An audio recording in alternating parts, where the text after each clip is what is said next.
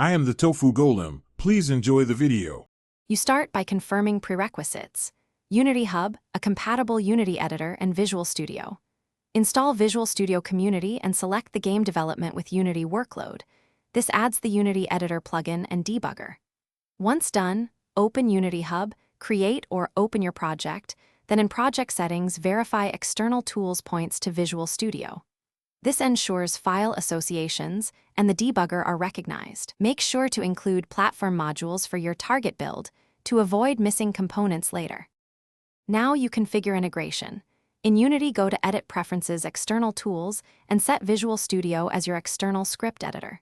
Click Generate.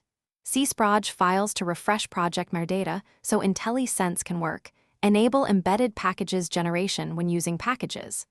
Open Visual Studio and confirm Visual Studio tools for Unity are installed.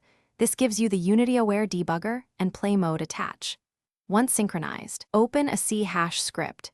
IntelliSense should resolve Unity types and assemblies, letting you finish by testing the workflow. Press play in Unity, then attach the Visual Studio debugger to Unity Editor and verify breakpoints hit. If IntelliSense or symbols are missing, regenerate project files from external tools and reload the solution in Visual Studio. Make sure package manifests are up to date. When things still misbehave, restart both apps and, if necessary, delete Unity's library folder to force a clean rebuild. This fixes corrupted caches and often restores proper editor integration.